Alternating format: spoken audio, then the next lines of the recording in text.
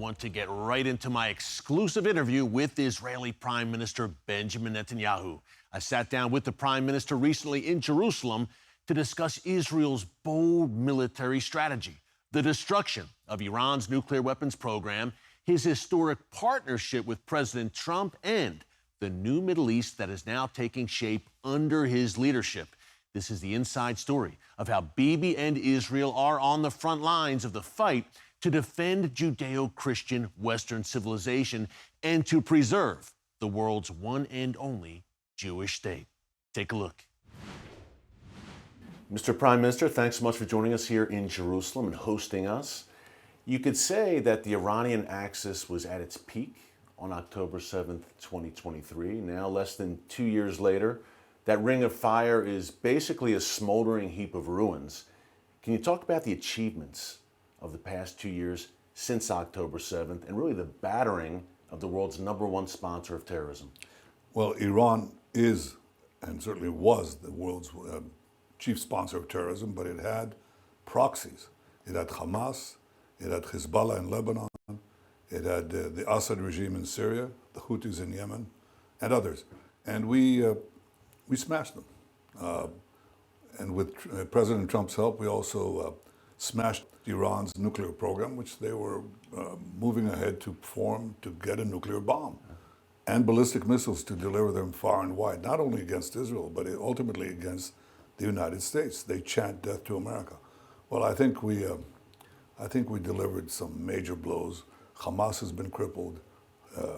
Hezbollah in Lebanon has been crippled. The Assad regime has gone down. And Iran's nuclear weapons program and its ballistic missiles program have been rolled back for years. And I think this is a great achievement, both for Israel and the great American-Israeli alliance. Yeah, a stunning reversal of fortune for the Iranian regime, for sure. Hey, you mentioned President Trump. You two have formed an iron partnership, I would say. Some said, hey, this is the combination of two Churchillian leaders who believe in peace through strength. Can you talk about the importance of that partnership and how it's really transforming this region? Well, it's the strongest bond that Israel has had with the United States. We've always had a great alliance with the United States through successive prime ministers and presidents. But this is a personal bond and ideological bond. We both believe in peace through strength, but we also believe that first comes strength, then comes the peace. And we've already proven it by the common action that we took under President Trump's leadership to forge the Abraham Accords, 4 peace treaties between Israel and 4 Arab nations. As we finish the Iran axis, we'll get more, I believe, more peace treaties. So it's a bond that is both personal, national, and international. Yeah. Can you talk about Operation Rising Lion in June? The decision to launch this historic operation, how close, Mr. Prime Minister, was the Iranian regime to the bomb? And when did you get the sense that the United States would join the fray and assist in destroying Iran's nuclear program? Well, I can say it was very close. And I'll tell you when it rushed to do so. As long as it had its noose of death around us, with Hamas in the south and Hezbollah in the north, both trying to invade Israel, destroy and exterminate Israelis and exterminate the state of Israel with ballistic missiles and rockets, raining down on us. And Israel is a tiny country. It's smaller than New Jersey. They had a plan to destroy us. When we destroyed Iran's terror axis, and especially when we knocked out Nasrallah, the most important Iranian proxy, then Iran saw that its axis, the noose of death, had been gone. It's been stripped away. That's when it decided to rush on what it calls weaponization. That's creating a weapon, an actual nuclear weapon, for the enriched uranium that they had amassed. So our assessment was that it would take them less than a year to create not only a nuclear device, but possibly 1 or 2 nuclear bombs. And at that point, we decided to act. That's the decision. After the defeat of Nasrallah and the collapse of the Assad regime in Syria, they rushed forward, and so we had to rush forward. That decision was made about 6 months before the strike, and President Trump joined us towards the end. I'll leave it to my next autobiography to describe how he made this bold decision, and it's a partnership like no other. Yeah. It really makes a huge difference. His leadership on the global stage here in the Middle East was amazing. And remember, people told him, you're going to start World War III. Israel is dragging you in. You're going to get thousands of American soldiers with boots on the ground in Iran trying to effect regime change and all that nonsense. And in fact, nothing of the kind happened. He took a measured and precise military action, taking those incredible B-2 bombers with their incredible pilots, dropping those bombs on Iran's deepest nuclear bunker. That followed everything that we did to Iran, and it turned out to be a devastating blow, a responsible blow, and a very, very powerful message to the world that America is back. Yeah. History made, no doubt. Maybe somewhat similar to the 1980s, Reagan and Thatcher bringing down the Soviet empire, now the Iranian empire of terror in shambles. You mentioned President Trump making that decision, and there was a lot of pressure, counter pressure, I would say.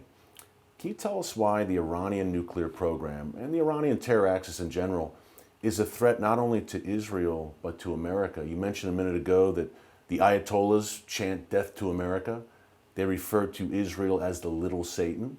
In their ideology and their eschatology, America is the great Satan and really the ultimate target. Israel acting as the first line of defense for Western civilization in that regard. Well, remember what Iran is saying all these years. First of all, that regime started out just the very first days. They took over the American embassy and held over 50 Americans hostage, a tradition that is continued by their despicable allies, Hamas, in taking 250 Israelis hostages. But they also did other things. They and their proxies arranged the murder of 251 Marines in Beirut. They have killed and wounded thousands of Americans with their IED, their explosive devices in Iraq and Iran. They have bombed American embassies. They've tried to murder President Trump not once but twice. They burn the American flag all the time, and they put out a price and President Trump said now, just now. Their former spokesman, the whole thing is incredible. These people, the people who criticize Israel on the American so-called MAGA movement, that's not MAGA. MAGA, you support Israel. MAGA, you oppose Iran that wants to destroy America. But Iran, its plans for destroying America are first to take over the Middle East, and Israel stands in their way. Then to continue to Europe, but ultimately to build ballistic missiles, intercontinental ballistic missiles that can reach the United States. Right now they're building an ICBM of 8,000 kilometers. That's the present threat. They add 3,000 to it, 3,000 kilometers to it. They reach New York, Washington. Where do you live right now? Texas? It'll take a little more time. But all the eastern seaboard of the United States will be under Iranian nuclear blackmail. That's what Israel is fighting. That's what President Trump identified. He said, yes, Israel is a valuable ally and we have a partnership like no other. But President Trump always thinks about America's interest. And America's interest is to line itself with Israel against those who want to destroy America. And we just did together a great thing. Yeah. We set them back. Yeah. But I enjoy the fact that Israel is now enjoying the closest partnership with an American president and an American administration in our history. Exciting time. It's a very exciting time. It is indeed. Keir Starmer, Emmanuel Macron, other Western leaders pushing to recognize a Palestinian state at the UN in September. How does that embolden Hamas? It seems to me that encourages Hamas to just dig in more. Exactly right. Hamas talks about death to Israel, death to America, death to the West, just like Iran does, because it's a proxy of Iran. It shares the same fanatic ideology, anti-Western, anti-American. So what do these Western leaders do? When we fight their enemy, when we fight Iran, which is threatening them with ballistic missiles and nuclear warheads, what do they say? You have to reward Iran, and certainly Iran's chief proxy that started it all, Hamas. How do you reward them? By giving them a Palestinian state. They had a Palestinian state in Gaza, a de facto Palestinian state run by Hamas. Now, what did it do? Did it seek peace? No, because the whole quest for a Palestinian state isn't for Palestinian self-governance. They already have it there. It's not to create a state, it's to destroy a state, the Jewish state. And so you're basically telling them, you just tried, you may have failed, but we're going to give you another chance. We'll create another state, another launching ground to try to destroy the state of Israel. So it's absurd, and basically it's appeasement. It's weakness of leadership, and it's appeasement. And Churchill described this appeasement. He said, you know, it's an attempt to feed the crocodile slabs of meat, in this case, our meat, in the hope that it won't swallow you, but it will. Because if fanatic, radical Islam wins in the Middle East, not only Israel will be imperiled, the moderate Arab regimes will go down the tube too, but it'll gravitate towards Europe. And let me tell you something, Eric, I'll tell you this, it'll come to the United States. This extremism will haunt the Western world. So we're fighting right now this battle against these savages, these barbarians, for the cause of civilization. And these leaders, unlike President Trump, who's standing strong and standing tall, they're basically trying to appease the crocodile, the Islamic crocodile. Won't work, certainly not at our expense. Yeah, you're a student of history, of course. How concerned are you for the future of Judeo-Christian Western civilization? Although you're in the heart of the Middle East here in Israel, you've been a defender of Western values. You see what's happening in London, Paris, Brussels, Sweden, Denmark, New York City. How concerned are you about the state of the West? Very concerned, because I think it's basically letting down its values. If you're not willing to fight for your country, if you're not willing to fight for your values, if you're not willing to fight for your civilization, then civilization will go down. There's no guarantee. History doesn't guarantee it, unfortunately, that the good side always wins. We've had dark periods when, when savages basically ruled the world, when hordes stormed and destroyed the civilizations that had been built there for centuries.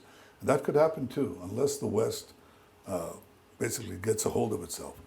And I'm very pleased to see that in America there are strong voices and a strong leader who understands that, who understands that there's a larger battle being fought, and that the allies, fighting allies like Israel, who are willing to defend themselves by themselves and who are fighting for the same values, they should be supported, not abandoned, not criticized, not condemned, but supported. That's what President Trump is doing, and I think he puts to shame all these Western leaders who basically capitulate and bow down before terror. I'll tell you why they're doing it.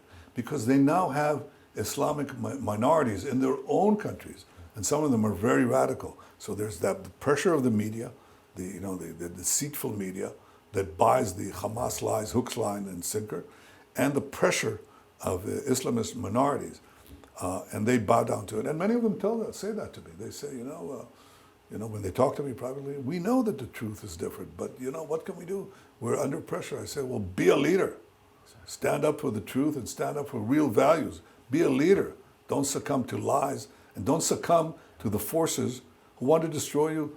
What do those protesters in the colleges, in American campuses say? What do they think of America? I know what they think of Israel. They want to destroy Israel. But what do they say about America? Do they wave American flags? No, they burn American flags because they understand that Israel is merely the stepping stone to America. So you have to understand that this is a broader battle. It's a battle between civilization and barbarism. We stand firmly with the size of civilization, and we are winning. Yeah. You look at the region right now, Mr. Prime Minister, things certainly moving in the right direction. Still some persistent threats and maybe some new threats emerging. Can you talk about the Houthis, who seem to be a thorn in everyone's side right now, including Red Sea shipping, of course? And are you concerned about Recep Erdogan in Turkey? There's maybe a bit of a vacuum now that the Iranian axis is being smashed. Is he someone who maybe has broader ambitions in the region? Well, on the Houthis, they're another one of Iran's proxies. They fire indiscriminately ballistic missiles at Israel. In fact, they fired one at 5 o'clock in the morning today. They do that all the time, and we slam them. We'll take care of it. We're not going to leave them in a place where they can choke one of the biggest, the most important maritime routes on the planet, the opening of the Dead Sea, the Bab el-Mandeb Straits. We'll take care of them, but they're a remnant of the Iran terror axis, which has to be destroyed and will be destroyed. Turkey, we've always had good relations with Turkey.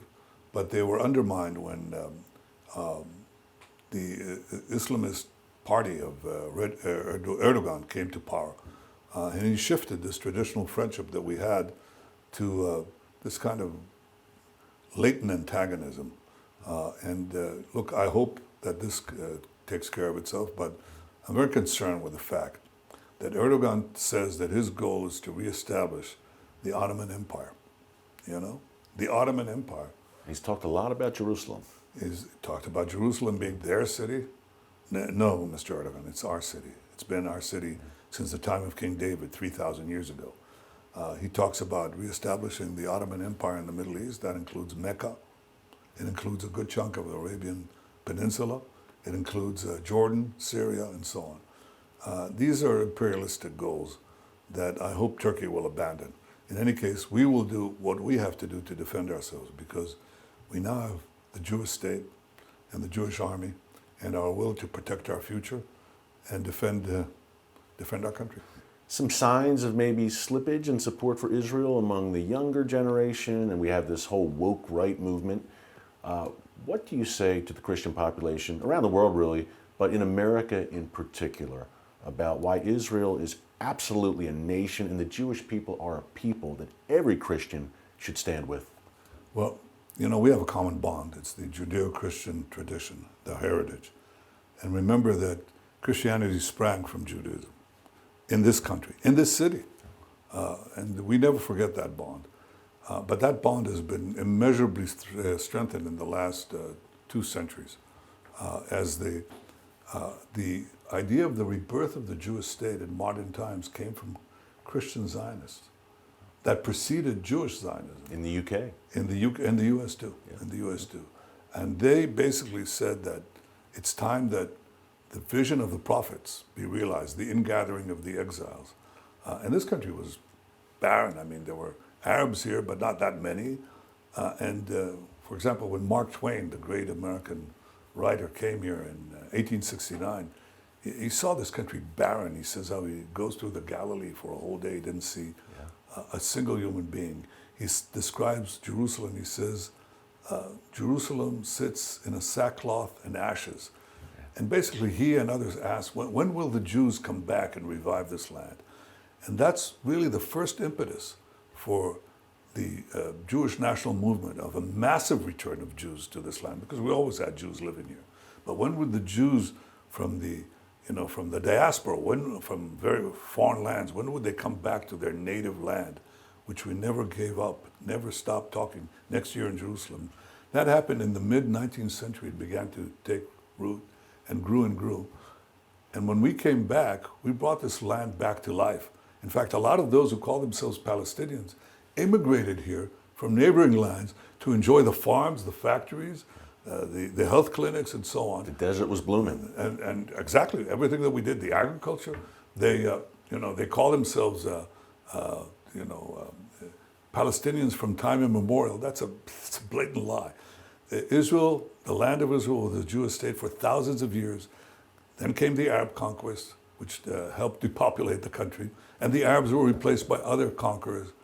And this land lay barren until mid-19th century, when the Jewish return began, towards the end of the 19th century. And we're willing to live in peace with our Arab neighbors, including the Arab citizens of Israel. They're the only ones who enjoy democracy, real democracy in the Middle East, equal rights. They're in the Knesset, in the Supreme Court, you name it, everywhere. And the Christian population in Israel is actually growing. And that's what I want to say, that our ethos, being part of the Judeo-Christian partnership, is that we cherish our Christian friends. It's not only that we tolerate them the way some people are saying. We don't tolerate them, we embrace them. The Christian population in Israel has been growing, thriving. It's the only place in the Middle East where they're safe, where their churches are not burned down, where Christians aren't murdered as they were in Syria and elsewhere, where they have full rights. We just had brought hundreds of Christmas trees to Jerusalem to be able to, to have the Christian community celebrate Christmas. So what I find astounding is this truth that is so obvious and so easy to ascertain is turned on its head by people in the United States who proclaim that Israel is oppressing Christians, you know? I mean, that's crazy. Occasionally you have some crazy guy taking, doing something, we immediately put him on trial. Anybody who offends Christians. But we embrace Christianity. We embrace our Christian friends. We embrace our common tradition. And if you want to know what happens in the neighborhood with the Palestinians, you know, what's the ultimate Christian city? Bethlehem. Yeah, the purported birthplace of Jesus, right? Well, when we were there, Bethlehem was 80% Christian. When we gave it to the Palestinian Authority, you know, just a few decades ago, it's gone down to 20%. It flipped. Because you don't want to be Christian living under the Palestinian Authority. You don't want to be a Christian in Gaza. It's not a good idea. You don't want to be a Christian in many parts of the Middle East. But you definitely do want to be a Christian in Israel. And we have excellent relations with the Christian community. I have to tell you, I enjoy their support. And I cherish it. But we cherish them too. We protect them, and we'll continue to give them the only base of true religious freedom anywhere in the Middle East. Mr. Prime Minister, we appreciate it. Thank you so much. Thank God you. bless. We appreciate it. Thank you. Thank you. Thank you, Eric. Appreciate it. Folks, as we wrap up here, what a privilege to sit down with Israeli Prime Minister Benjamin Netanyahu at this critical point in history. And I believe he is leading the nation of Israel at this point in history for such a time as this. It is not by coincidence. He is an historic figure, a Churchillian figure in the modern day. And I think his partnership with President Trump, it's already changed the Middle East. It's transforming the world's most volatile region. There is much more to come. Exciting things lie ahead. It's been great bringing you this exclusive interview. Until tomorrow night, God bless you, and we'll see you soon.